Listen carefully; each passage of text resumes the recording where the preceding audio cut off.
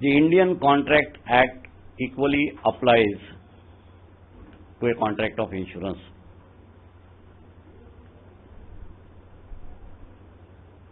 When is the contract concluded?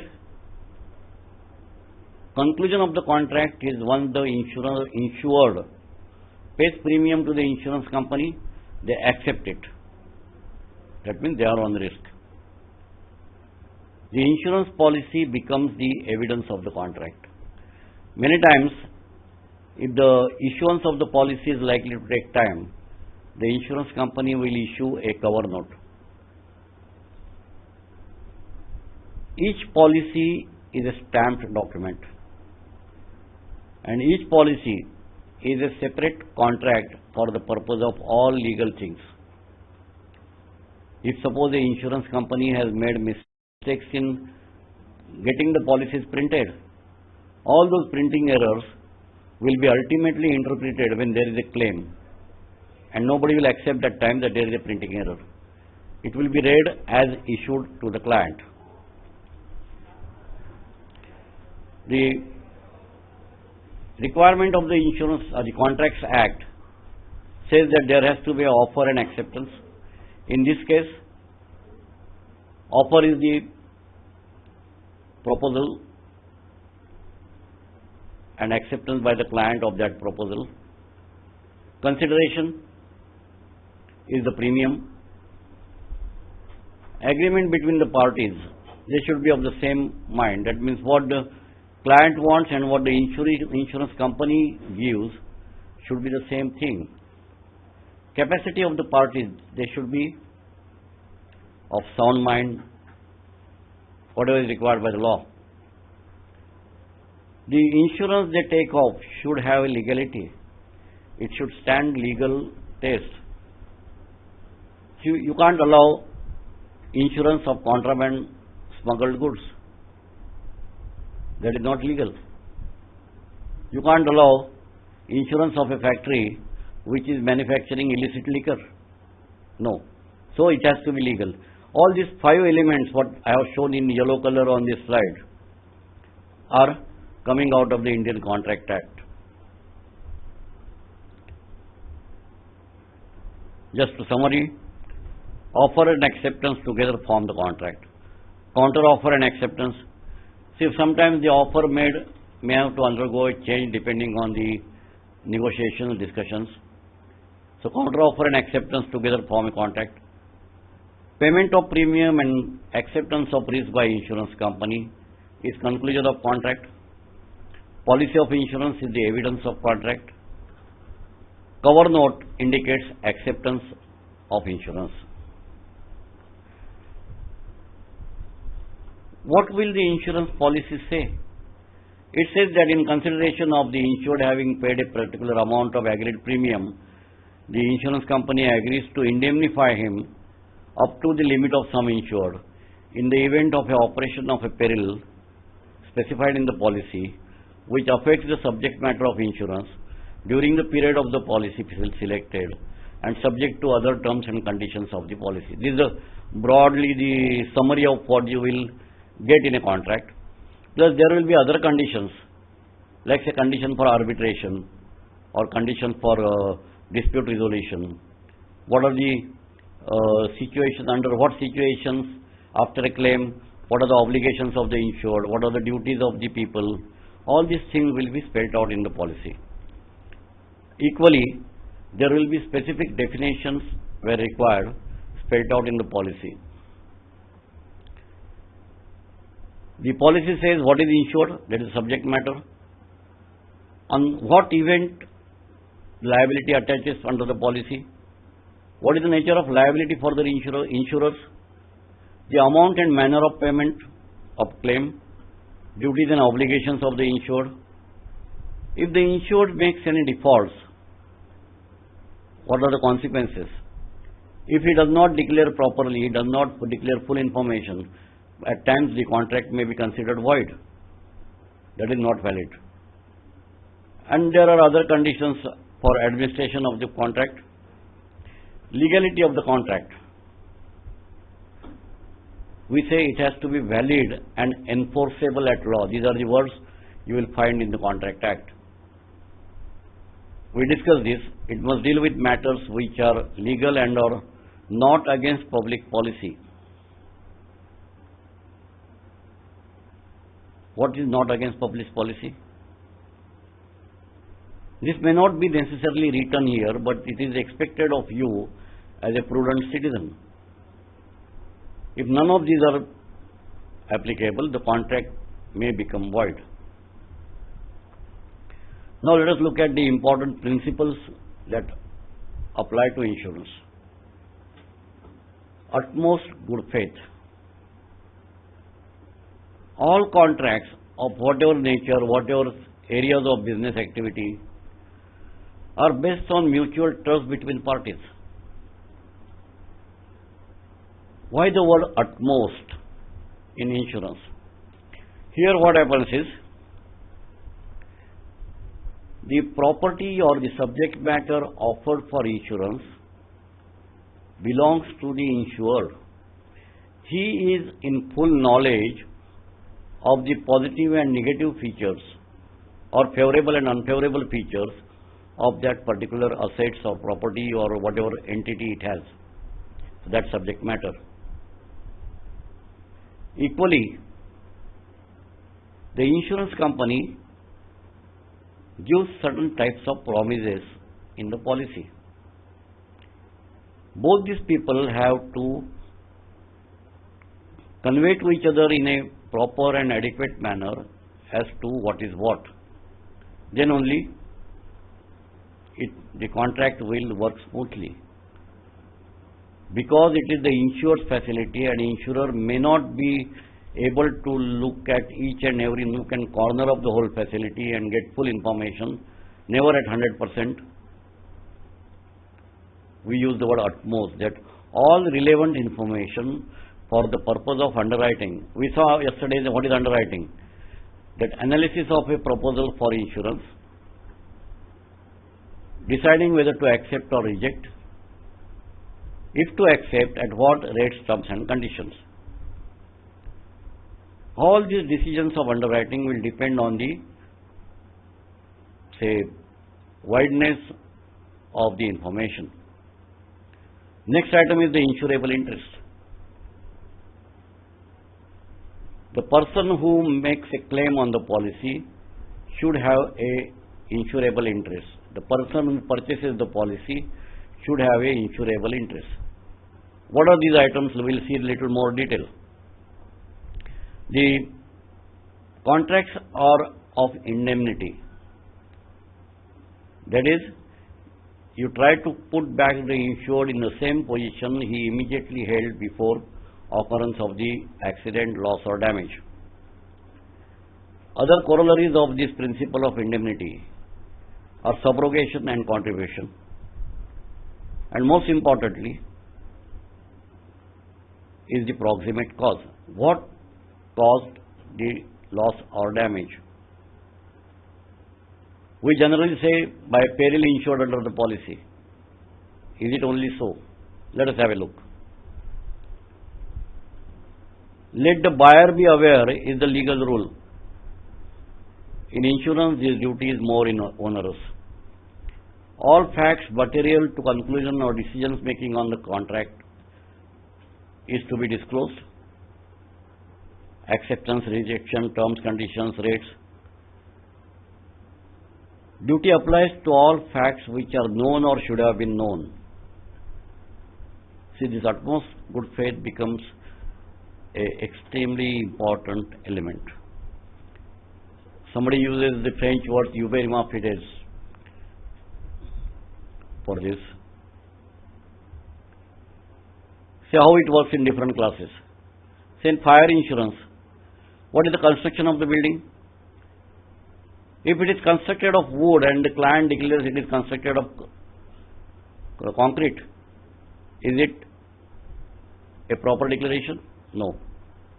If he is dealing with something which is flammable and does not disclose that, so occupancy, what is the type of activity? Storage, what type of goods are stored in that premises? Hazardous goods, flammable goods, poisonous goods. In marine, what is the packing type of packing, nature of goods, what is the conveyance, whether it is going by registered ship or it is going by small boat, which ports it is going to touch. In motor insurance, the cubic capacity, cc, model of the vehicle, how it is, what purpose it is used for, in which area it operates, what is the record of the driving record of the person who is driving it. For personal accident, you require the occupation of the person, his age, his physical disabilities if known already. In general, rejection of a proposal, demand for extra premium, or refusal to renew, this type of conditions, if they are put by other insurers earlier, we expect the insurer to declare this also, that somebody else has asked for some onerous conditions.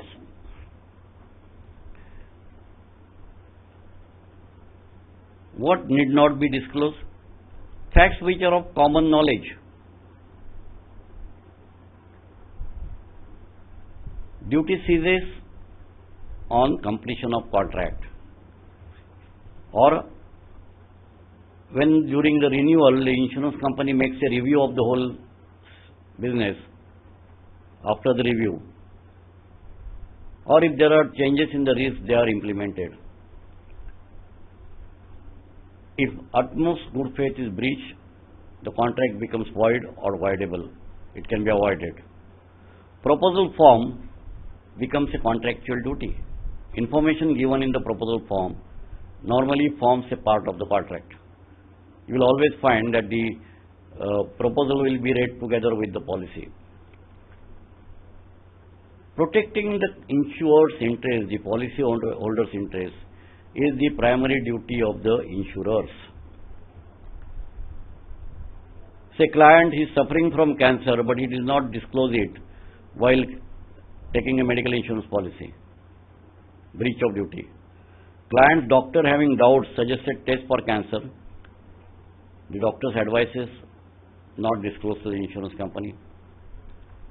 Burglary in the neighbor's premises is not declared to you as an insurance company when the client wants a burglary insurance. Non-disclosure and misrepresentation. These are the two headings under which all these breaches will fall. Now let us come to insurable interest. This is the legal right to insure. That means the person should stand to lose monetarily in the event of a loss or damage which falls within the policy parameters. If he is the owner of the facility, yes. Under joint ownership also, yes, he has the insurable interest. If he is mortgaged, if it is under trust, or for life insurance, he can insure the lives of his wife, his children. In fire, hull and miscellaneous insurance, the insurable interest is required at the time of taking the policy as well as at the time of a loss occurs. In marine cargo, the ownership changes hands at different stages of cargo transportation. So it is required at the time of loss only. And life policies, insurable interest is required at the time of policy taking only. Assignment, that the rights and liabilities of the policy under the policy can be transferred to some other person who has acquired insurable interest in this policy. He is called the assignee. Say for example, your house, you have mortgaged to a bank and taken loan. So you assign this policy in the name of the bank. So bank becomes the assignee, you become the assigner. Marine cargo policies are freely assignable, whereas for other policies, prior consent of the insurance companies is required. All of us are aware of nomination. Nominee is the person to whom claim would be payable. This can be put at the beginning of the policy or mid-term in the policy. Indemnity. Contract of insurance, we have seen from beginning that insurance company is a trustee of the fund or of the pool which is formed by collecting small amounts of premium from hundreds or thousands of entities or thousands of people who are exposed to similar risks. So obviously, the insurance companies cannot be over generous in settling claims for particular clients. So there has to be fair, they have to be fair and equitable. So they will compensate only to the extent of the financial position the insured held immediately before the loss occurs. They will compensate, the insurance company will compensate only to the extent of loss. Insurance is not for making profit out of a loss. Indemnity is to pay for market value of the property in a condition at the time and place of the loss. Insurance cannot give you back the same property.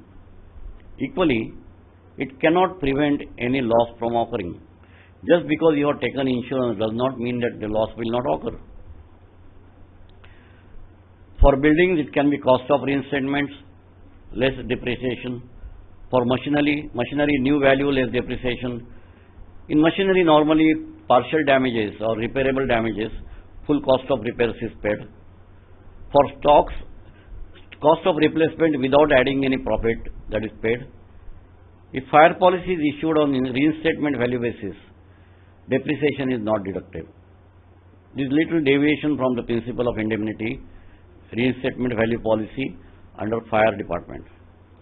Motor insurance policies, total loss or constructive total loss of vehicles goes by the insurer's declared value of the vehicle. Constructive total loss relates to a loss situation where the cost of repairs exceeds the sum insured. Partial losses are always paid under motor as repair costs less depreciation. Marine policies are generally agreed value policies. In non-life, the accident insurance, property loss indemnification, the modes of payment are prescribed in the policy. The insurance company says that either we will pay in cash, that means it does not necessarily mean hard cash, but by check or draft or whatever, an instrument which is easily encashable, or where the client has some different attitude, a stiff attitude in the event of a claim, insurance company may say that we will get the repairs carried out, or we will carry out the replacements or the reinstatements. So these are four different options which are spelled out in the policy. This protects also the insurance company. See, as a trustee of the fund, insurance company also needs to be protected in certain eventualities. Remember always one thing, that insurance is not for charity. Insurance is for indemnifying the people who have insured to the extent of their loss in the event of a agreed perils. Subrogation, that is transfer of rights and remedies of the insured to the insurer who has paid the loss. See, it may happen that the fire may get initiated by negligence of an outsider. If suppose there was no insurance, what would the owner of the property do? He will try to catch hold of the outsider who did this mischief of putting this fire and try to recover from him. This right of the insured remains intact even after he takes the insurance. Now once he takes the insurance and gets paid by the insurance company to the extent of loss, he cannot have this additional compensation from the person who caused this loss. So his rights of suing that third party, he passes on to the insurance company. Say damage to cargo in transport, car damage in accident by negligence. A variety of examples will come in different types of insurance policies. In fire and miscellaneous department policies, you will find a specific condition which mentions about the rights of subrogation. In marine cargo policies, you may not find this. If there are more than one policies on the same property, which may not happen today, but in the old days when the fire insurance was in the very infant stages, the capacity of insurance companies were limited. Say it is like this. Suppose you have a property of 10 crores value. You approach 3 insurance companies A, B, C. The insurer A says, I will give you a policy only for 3 crores. My capacity is that. Insurer B says 2 crores. Insurer C says 5 crores.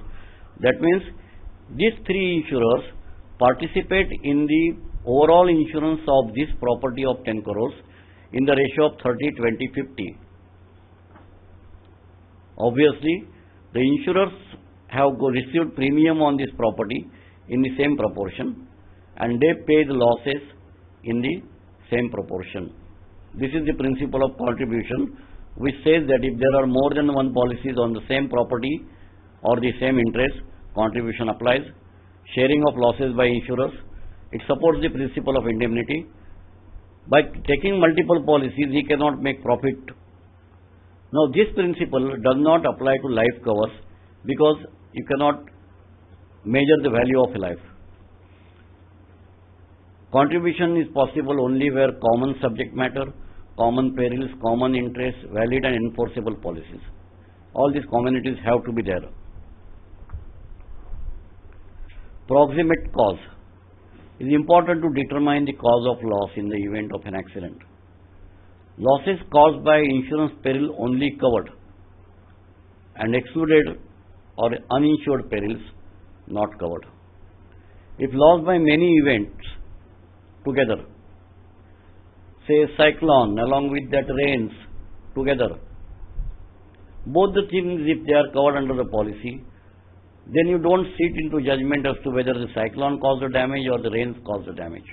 Then life is simple, both are insured perils. This is the theoretical definition of proximate cause. Active and efficient cause that sets in motion a chain of events which brings about a result without the intervention of any force started and working actively from a new and independent source. The dominant, effective or operating cause of an event. If all causes in the chain are insured perils, no need for identifying which one is the proximate one or which one is the most dominant one. Let us look at some examples. Say building is on fire.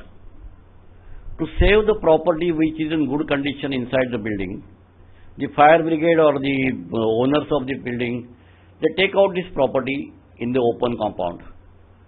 While they are doing this, rains fall and the property is damaged by rain. This damage by rainfall is covered as fire damage. Otherwise, in the normal course, the property had no reason to be kept in that place.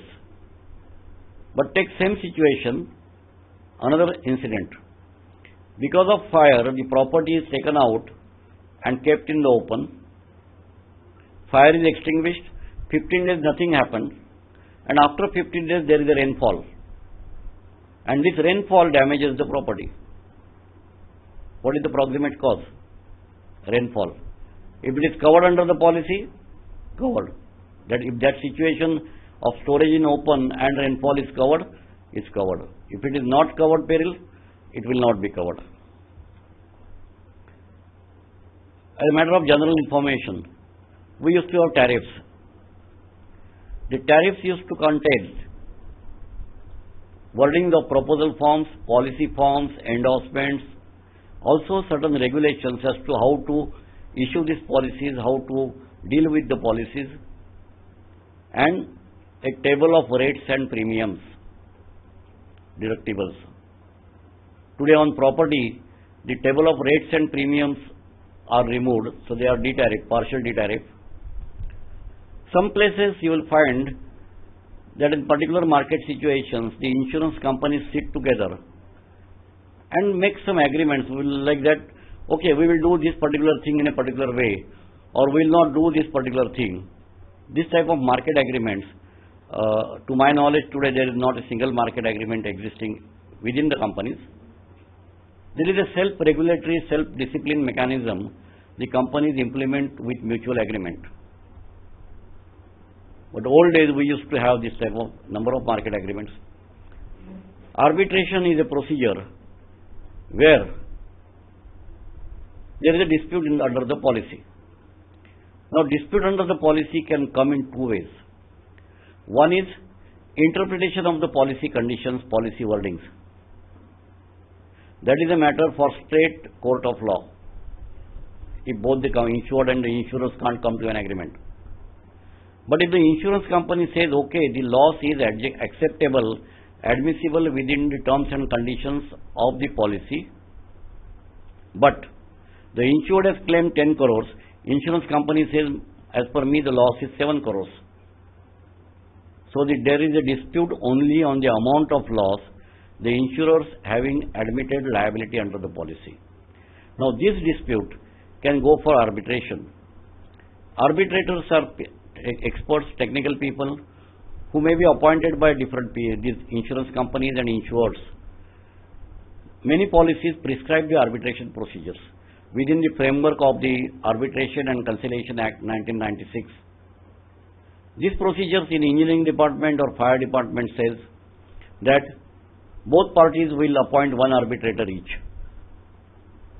If the award given by both the arbitrators is not acceptable, it will be referred to further arbitration to an umpire to be appointed by both the arbitrators in consultation with each other. If the umpire's award is also not acceptable, then only the client can go to the court of law. If he directly goes to the court of law and dispute on the amount of claim, the court will ask him to first go into arbitration. See, this is a mechanism for out-of-court settlement, saving time, saying that things get resolved fast, and no lingering disputes for long times. In motor car insurance, you will find that there are many cases we hear in the newspaper that hit and run. The driver vehicle is not traceable.